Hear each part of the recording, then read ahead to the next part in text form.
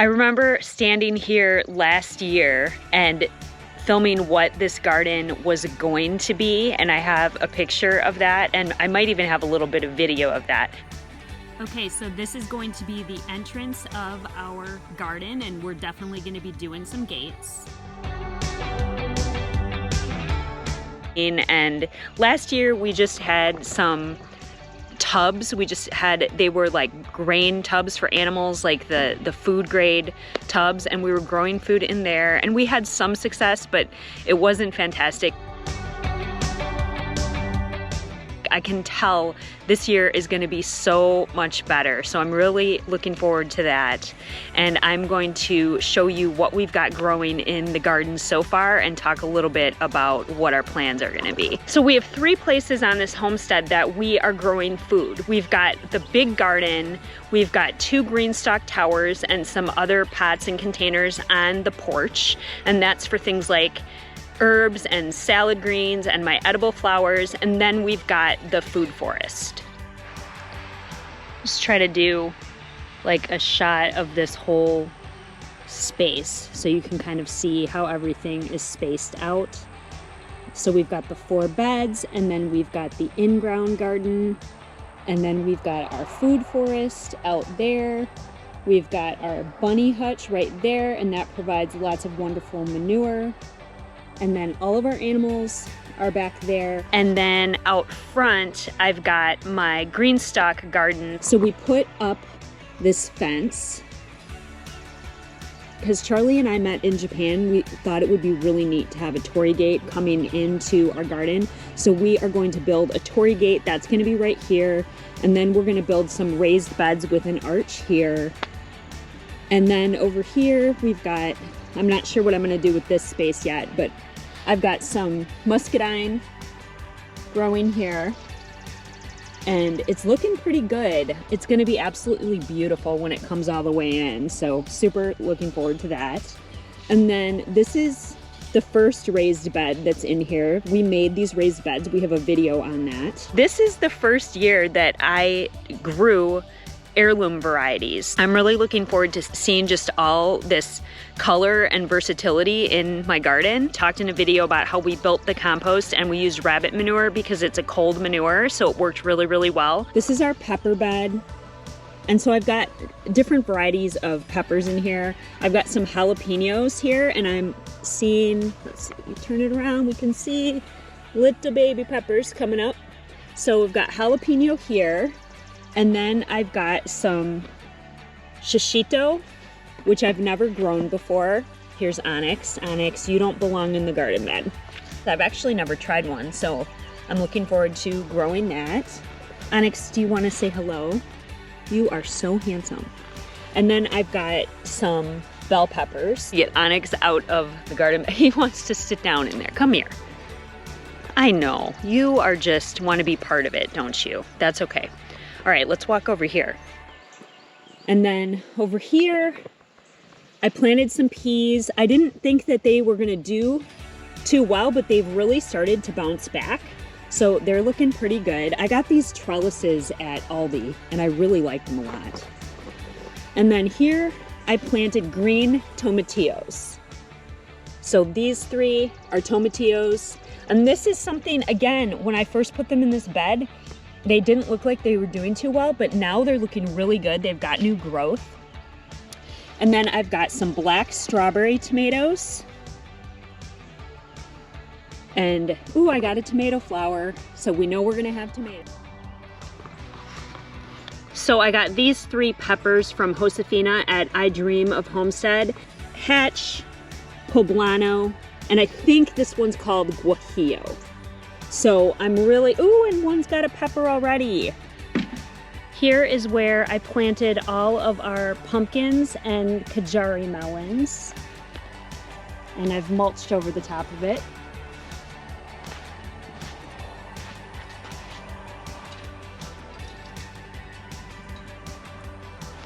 And then we've got some pumpkins coming in really nice and thick already.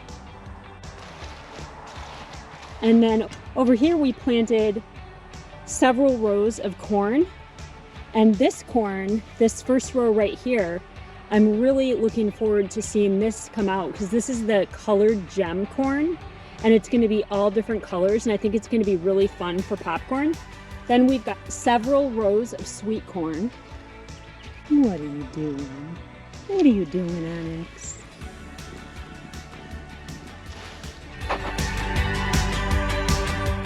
I got really excited about my 2 edamame pods that I saw growing, and I went and I posted on Instagram about it, and I was talking about how I was going to create this whole like elaborate Japanese feast around my 2 edamame, and I know I'm not the only one. I know somebody has grown like 1 tomato or 1 piece of fruit and then planned like a meal around it. So if you've done that, I would love to hear about it in the comments so we can prove to Charlie that I'm not super cray-cray.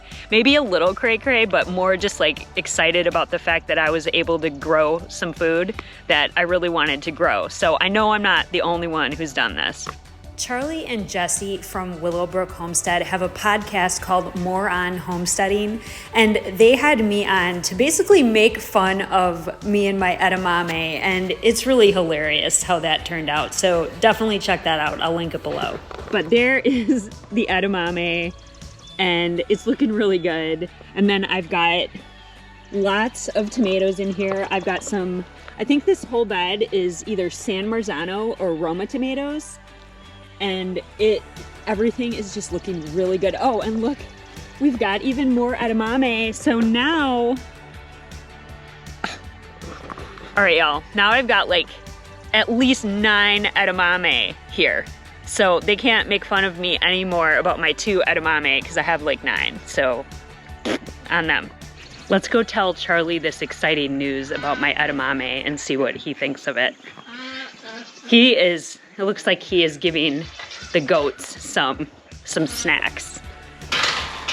Charlie, I have to tell you something. Guess how many edamame I have in my garden right now? 3. I have 9. Congratulations. So do you think that now warrants my feast I was talking about? Sure. Okay. We can have like 8 people over. Or 7 people over. It'd be awesome. He's like 1 edamame for every person. Smokey is over here having been banished to the outskirts of the garden because he dared to dig up a zinnia. Right here is where we planted potatoes. We've got some volunteering from last year. These bigger ones are the ones volunteering from last year, and then these are the ones that we planted just from some store-bought potatoes, and they're coming up really nicely. And then right here, my friend Farah at Wrangling the Rutherfords gave me some ground cherries. So I've got some ground cherries here. I've never tried one, so looking forward to trying those.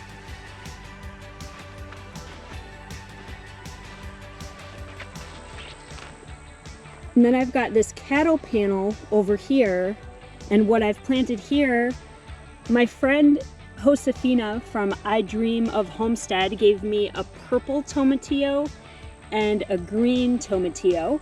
And then I've got tomatoes planted, various kinds of tomatoes. This one right here is from my friend Cass at Say Mojo Homestead, and this one is a Dr. Witchy's tomato. And this last bed over here, these are all Paul Robeson tomatoes, the whole bed. And I just cannot even contain myself with how good these tomatoes look compared to last year. I mean, last year we really just used potting soil, and like I said, we grew in these containers and building our own compost, and we did test the soil. I have a video on that too to make sure that it was good to go. I mean, everything we've put out here is absolutely flourishing, and I could not be more thrilled. So next I'm going to talk about all of the various fruit trees and fruit bushes that we have planted. So first, right behind me, this is our peach tree, and this was here when we bought this land. It definitely has peaches growing, and we were a little bit scared that we were going to lose some due to the late frost that we had here in South Carolina, but they're looking really, really good. And so we're very pleasantly surprised that we're going to have peaches this year. I love putting fresh peaches on my oatmeal. It is so good. My go-tos for oatmeal are fresh peaches and pumpkin seeds and a little bit of peanut butter. Give that a try, it's absolutely delicious. So now we're walking, there's the garden, and now we're walking out to where our food forest is, where I've got all of that peach tree is closer to the house. And then as we're walking this way, you're going to see all of the fruit trees and fruit bushes that we have bought since we've been here. So first we've got, this is an apple tree. This is its second year, so not too much going on here. And then I've got another apple, and I believe these are Honeycrisp apples. We bought these at a local nursery here in South Carolina. It's actually called Local Boys Nursery. Really great prices.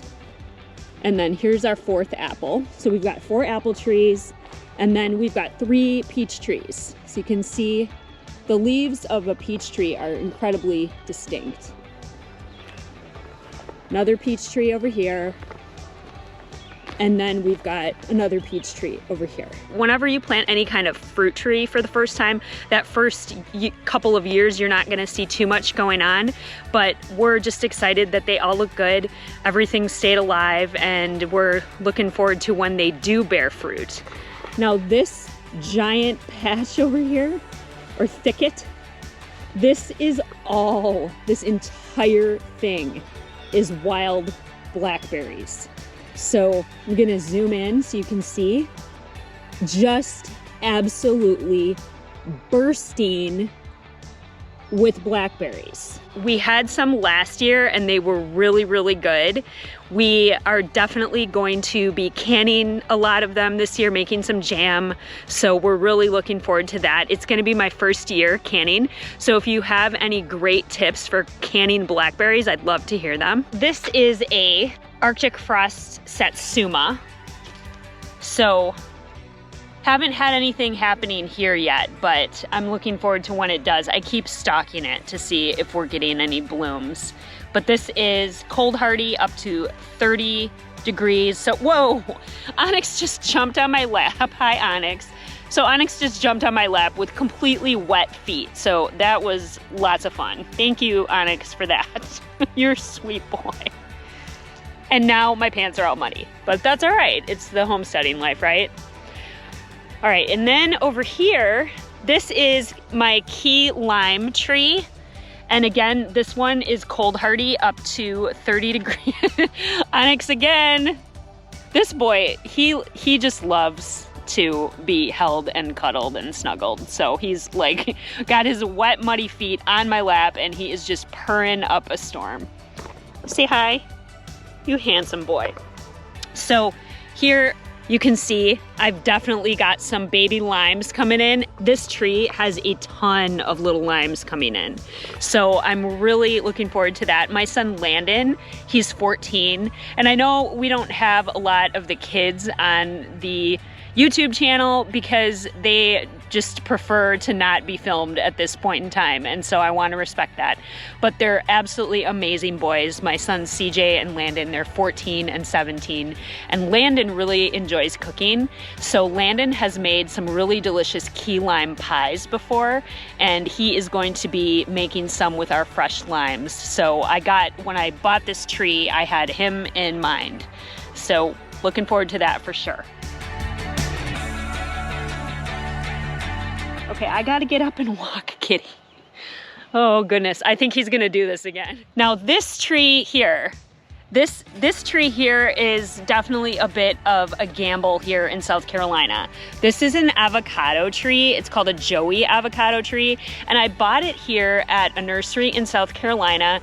And I know that I definitely am going to have to protect this tree in the winter. My friend Jeremy from Mojo Homestead, he said the best way is to put Christmas lights on it, and he said a specific kind, so I don't remember exactly the ones he said, but I will make sure that I put that information below, and of course when we do it I'll film it. But I'm determined to keep this avocado tree alive. It looks good. I mean, it's got some yellow leaves, but other than that, it's looking really, really good. And here's Onyx on my lap again.